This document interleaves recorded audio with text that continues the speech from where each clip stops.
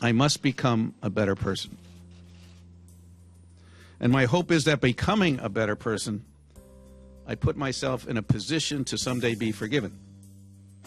San Diego Mayor Bob Filner says he's going into a therapy program after a week of stunning announcements by women accusing him of making unwanted sexual advances. His announcement right now on KPBS Evening Edition.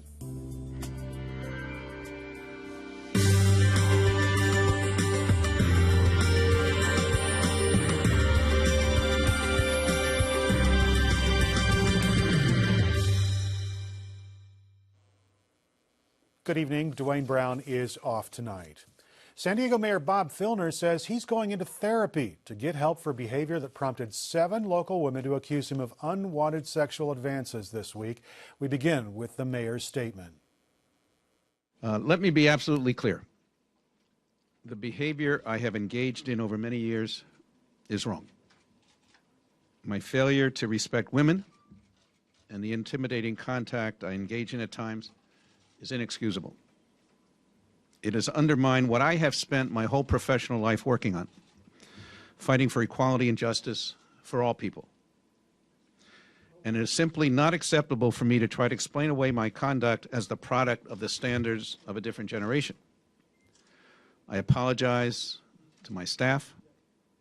I apologize to the citizens and staff members who have supported me over many years. I apologize to the people of San Diego. And most of all, I apologize to the women that I have offended. Over the last week or so, I have reached out to the men and women who have served on my staff and others who I have worked with over the years and apologize for my behavior. In addition, we have instituted changes in how the mayor's office is run. However, words alone are not enough. I am responsible for my conduct, and I must take responsibility for my conduct by taking action so that such conduct does not ever happen again. So beginning on August 5th, I will be entering a behavior counseling clinic to undergo 2 weeks of intensive therapy to begin the process of addressing my behavior. During this time period, I will be at the clinic full-time, though every morning and evening I will be briefed on city activities. This intensive counseling will just be the first step in what will be a continuing program that will involve ongoing regular counseling. I must become a better person. And my hope is that becoming a better person, I put myself in a position to someday be forgiven. However, before I even think of asking for forgiveness, I need to demonstrate that my behavior has changed. And that will only happen over time and only if such incidents never, ever happen again. So when I return on August 19th, my focus will be on making sure that I am doing right by this city in terms of being the best mayor I can be and the best person I must be. Thank you. San Diego Mayor Bob Filner announcing his plans to seek therapy for what he describes as a failure to respect women and intimidating behavior. KPBS Metro reporter Sandhya Dirks has been following this story since we first broke it just a couple of weeks ago. Mayor Filner's speech is notable as much for what he said as for what he didn't say. What was missing in there, Sandhya? Well, we don't know who will be running the city while the mayor is in rehab. He says he's going to be briefed mornings and nights while he's in all-day intensive therapy. But what about during the day? Surely some decisions can't be put on hold. Can that even work? We don't know. We also don't know who will be debriefing him or who will be in charge. We know some of the mayor's responsibilities, including the signing of contracts, have been turned over to Walt Eckerd. Eckerd wasn't by the mayor's side at the press conference, but Lee Burdick, his new, very new, chief of staff, was there. Now, did the mayor address the chorus of women who came out this week with specific, detailed accusations? Well, no. I mean, once again, he said, I've done something wrong. I need help. But he didn't address just what he did. It makes sense for legal reasons. This is a very carefully crafted statement, but it's part of this dance that the mayor has been doing, these confessional apologies that also seem to skirt taking responsibility for owning his actions, for actually telling us what he did. So are the women right? I mean, he hasn't said that they're wrong, but he hasn't confirmed their accusations. He apologized for offending women, but his accusers aren't saying they were offended. They are saying they were sexually harassed. And I hear that we have some more information to report. Another witness has released a statement. Yes, we've got the declaration of 23-year-old intern Christopher J. Baker. A declaration is a legal document. It's not part of a case. It's just kind of ascertaining that this is what he saw. In it, he alleges that the mayor's behavior with women made him very uncomfortable. He says he saw a couple of incidents where the mayor acted incredibly inappropriately, in his opinion. He says the members of the mayor's team were aware of this behavior. He describes incidents of the mayor taking women into dark sort of hallways and, people being concerned about the mayor being alone with women. And he says Filner's actions made him so uncomfortable, he was an intern in the mayor's office, that he left his internship early. Lots of questions still to be answered. KPBS Metro reporter Sandhya Dirks. Sandhya, thanks. Today's statement is not sitting well with council members who've already called for Filner's resignation. Today, they were joined by 1st District Councilwoman Sherry Leitner. It is the first time that she has called on him to step down. Council President Todd Gloria says Filner's announcement prolongs the pain he's inflicting on our city at a time when San Diegans are calling for an end to the civic nightmare. Councilwoman Lori Zaff says Filner's refusal to step down is an insult to the victims and an insult to women everywhere. From 7th District Councilman Scott Sherman, San Diegans should accept nothing less than Bob Filner's resignation and/or arrest. And 2nd District Councilman Kevin Faulkner says 2 weeks of therapy will not end decades of bad behavior. At this point, Myrtle Cole and Marty Emerald are the only council members who've not called on Filner to resign. So is 2 weeks of rehab going to be enough to change the mayor's behavior? Earlier today, I spoke with David Peters. He's a psychotherapist with an office in Mission Valley. Now, Bob Filner is 70 years old. He says his behavior is wrong, but is that something that he can change in 2 weeks? Well, it all depends on the diagnosis. And from what it's looking like, if the allegations are true, it looks like some form of sexual compulsive disorder. And these sort of disorders take a lot of work. Some people stay in treatment for this for years. Now, we talk a little bit about what his problem is. We don't quite know what it is. He hasn't really come out and said exactly what's going on. From what you've seen, what do you suspect? Well, there's a lot of options, and what we don't know is greater than what we do know right now. And I've never met the man, so we can only go by the allegations and what he has said. But, you have the possibility of a sociopathic personality who's enjoying this, and given his record of service over the many years, that doesn't sound likely. Possibility of a bipolar disorder in a manic phase, except that would show lots of problematic behavior in a number of arenas. So that doesn't fit so well. This is a problem that seems to manifest in close relationships. It's always of a sexual nature, and he seems to have some sense of it because he pulls people aside, and a lot of it's done in private. So this is similar to compulsive behavior, and this answers why someone who is so good and who has good character and good intentions can do things so wrongly. Now, he gets into that therapeutic environment. He gets in to a room with counselors, presumably. What can they do? What can be done in that intensive period? Well, usually in the first month, they just work on the level of denial, which is getting a client used to the fact of the real reality of what they've been doing and the impact on other people. To some degree, he knows there's a problem. He's made reference to it. To another degree, he's been minimizing it, compartmentalizing it. And when we compartmentalize, we separate our knowledge of one thing into one part of the brain, and we attend to ourselves in another way in another part of the brain. And all this has to be addressed through a lot of confrontation. You said in a month. They go through that in a month. He's doing this intensively for 2 weeks. He says there will be continuing counseling after he gets done with this intensive session.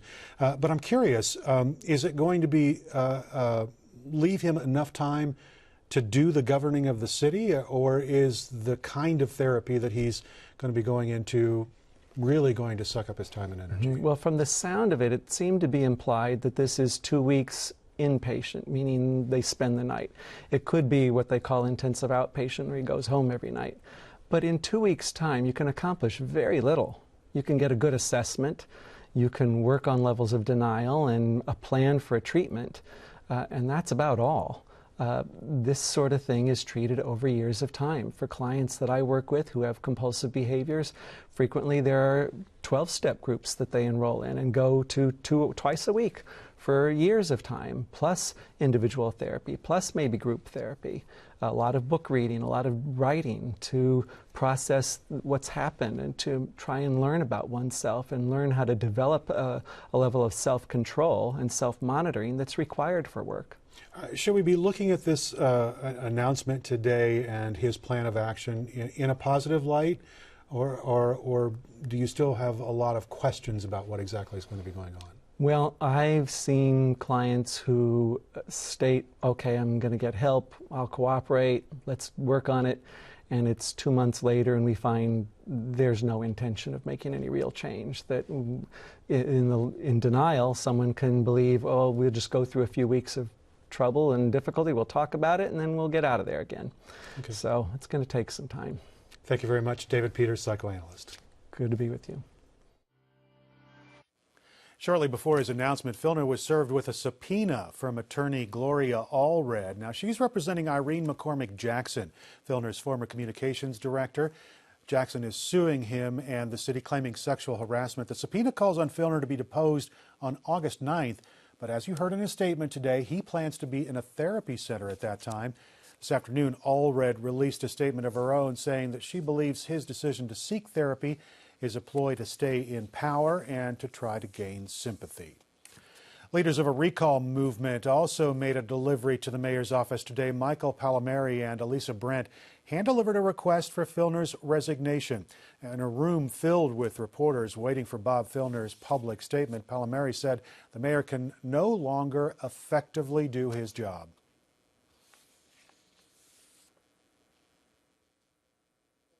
Every day he's in office, I believe, regardless whether under a leave of absence, this city is under incredible liability and exposure. And I predict more women are coming forward. And every day that this goes on, we're going to see more liability. It's horrendous. It's atrocious. Nothing's getting done here. Nothing is getting done.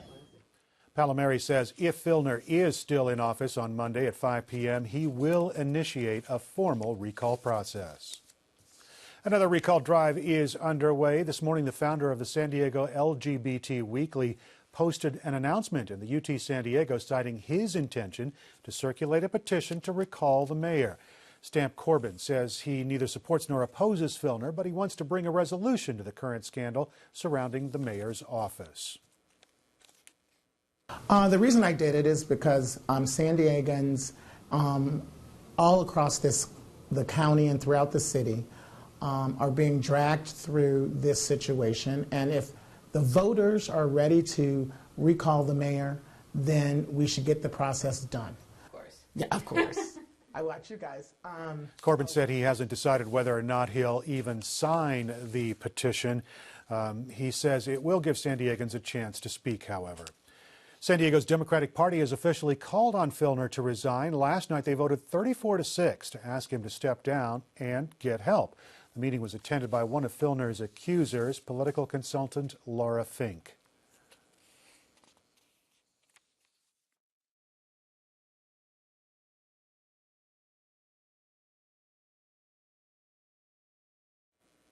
The National Democratic Party did release a statement today as well before Filner's news conference. Chairwoman Debbie Wasserman Schultz calling Filner's behavior reprehensible and indefensible, and calling on him to resign for the good of the city. Another member of the Filner administration has resigned just a month after starting as executive director of the City of San Diego's Commission for Arts and Culture. In an email, Denise Montgomery says, "I wrestled with this decision out of commitment to the arts and culture community. However, I cannot in good conscience remain part of the Filner administration." The Arts Commission works with the mayor and city council to manage the city's arts and culture program, which supports more than 100 San Diego nonprofit organizations through the transient occupancy tax. Now, the commission also manages the city's public art collection. We have posted all of our coverage of the Filner controversy online, including our exclusive interviews with 6 women accusing him of unwanted sexual advances. It's all at kpbs.org/news/Filner. Accusations keep coming and the pressure keeps mounting on Mayor Bob Filner to resign. Can Bob Filner survive at City Hall? I'm Mark Sauer. Join me for the KPBS Roundtable tonight at 8:30.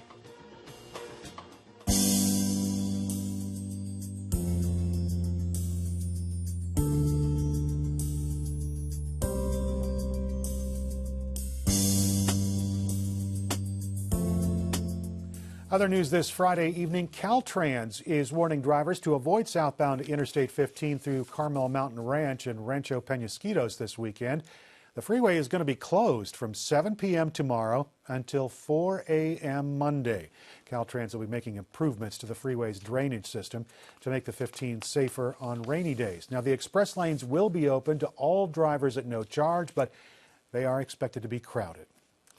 Most public universities have traditionally spent less time fostering relationships with alumni than private universities, but KPBS education reporter Kyla Calvert says that some at UC San Diego think changing that is key to the long-term strength of the campus. 15-year-old Corey Angel is on the kind of trip very few people, especially few teenagers, ever get to take. I like the robotic surgery. I also like the boat watch that we did yesterday and seeing all the dolphins, and we saw like a Portuguese man o' war. I like that a lot. 2 days into a visit to UC San Diego, Angel's younger brother Cole is most excited about their chance to try out robotic surgery simulators at the school's Center for the Future of Surgery. You're lifting up these tiny microscopic, pieces of nerves or something like that. You're manipulating it. Just such a satisfying feeling. Experiences like this are why their mother, Tanya Angel, decided the 3 should come to the campus's trial run of summer vacations for alumni and their family. As they are making decisions about their future, we want them to have an ambition for themselves and to understand, what's out in the world. 40 vacationers came to UC San Diego for what the school is calling the Triton Summer Experience. They paid $130 a night to stay in some of the campus's newest student apartments. 3 days of touring research facilities like the surgery center, taking a ride on a research boat, and more resort-style amenities like daily meals and fitness classes cost $450 per adult and $325 for kids under 12. Mark Cunningham is head of dining and housing for the university. He says offering a unique family vacation option to alums is just one small way to achieve leaders' long-term goals for the campus. One of the interests that our campus has is building our relationship with our alumni. We're a fairly young campus, which means young alumni, which in the long run, when you're a successful campus, your alumni support is super important. He says alumni are potential persuasive ambassadors for the university. It's a growing campus and somewhere, a place that we really want to be not just a state institution. We want to be international. And I think that's what one of the things is your best advocate is really the person who's been here and experienced it and goes out and talks about it. And certainly if their kids come here, that sets those traditions that many other schools that have been around for 200 years have. Madeline Sunga is another alum who was eager to reconnect with the campus, and the message UCSD is sending has been loud and clear to her during her visit. I'm understanding the growth now, the importance of the university also to the government, the relationship with the government and technology and medicine and science, and I can appreciate it even though I was a history major. The kind of relationships UCSD is interested in building with its alumni have been seen more at private universities, where family legacies and a reliance on alumni donations are more common. But UC San Diego and other public universities across the state have been working on building relationships off campus after years of declining state funding. Across town, San Diego State University is just $100 million away from the $500 million goal set for its first ever comprehensive fundraising campaign. The campaign for SDSU will raise $500 million and transform SDSU into a leading national research university. UCSD inviting alums back to campus is a smaller undertaking, but Tanya Angel says bringing her sons to the school for a long weekend already has her thinking about her relationship with the university differently. My children already aspire to UCSD just because my husband and I are both alumni, but I feel, yeah, I would, potentially give money to the university. Absolutely. Kyla Calvert, KPBS News. County health administrators have been reviewing the system of care for the seriously mentally ill in San Diego County. Teresa Bish is a former chair of San Diego's Mental Health Advisory Board. She became an advocate for people with mental illness when her brother Vincent was diagnosed with schizophrenia. She says the county is not doing enough to help people like her brother get the help they need. Here's a look at her story. My brother Vincent was diagnosed with severe schizophrenia in 1981. And he suffered from schizophrenia for 20 years, and then in 2003 he took his life. It came as a shock to our family that my brother's diagnosis was schizophrenia. We didn't know anything about it. This was an extremely accomplished, intelligent individual who had graduated from UCSD in 3 years. He had been accepted in the Navy's flight program in Pensacola, Florida, through basic training before they asked him to leave. He was a credentialed teacher living in New Zealand at the time of his break. My brother was on county mental health services. Unfortunately, because he suffered from a condition that did not allow him to recognize that he needed treatment, he would cycle on and off his medication. Therefore, he was one of those that was going in and out of the hospital and in and out of jails. I had to have a restraining order imposed on him to stay away from my parents' property. At one point, when he violated that, I was able to have him picked up to re-engage him into treatment. And this is what so many of our family members are reliant on, is this reactive, criminal and very restrictive legal structure in order to get their loved one engaged into services. We need to utilize every remedy that's recognized, legally and also with efficacy. And right now, we could be implementing Laura's Law in our county in order to be proactive and preemptive from having somebody need to be in crisis before we're able to engage them into treatment. Next week, San Diego County's Board of Supervisors will vote on whether to expand its current mental health programs or to adopt Laura's Law.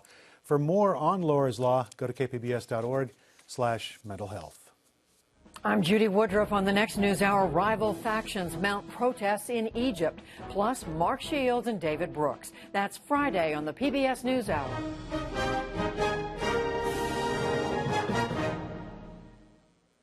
The surfing Madonna may get some company soon. That stained glass mosaic made headlines 3 years ago when it was illegally placed under a bridge in Encinitas. The work eventually found a legal home in Leucadia, and now the creator says other artists are going to be creating their own interpretations of the surfing Madonna. A new nonprofit group will find homes along the coast for those new works. Their goal is to raise awareness of threats to the ocean. The San Diego Chargers will be watching out for their fans' health this weekend. They're offering free skin cancer screenings at tomorrow's practice at Chargers Park in Murphy Canyon. It's part of a national campaign against melanoma. The screenings go on from 8:30 to 12:30 tomorrow. Now, we may not see a lot of sun tomorrow. The forecast is calling for cloudy skies in the coastal zone and for the inland valleys as well. Now, temperatures are going to be in the upper 70s. The mountains could see showers by tomorrow. Clearing by Sunday, sunny in the desert, temperatures there in the triple digits.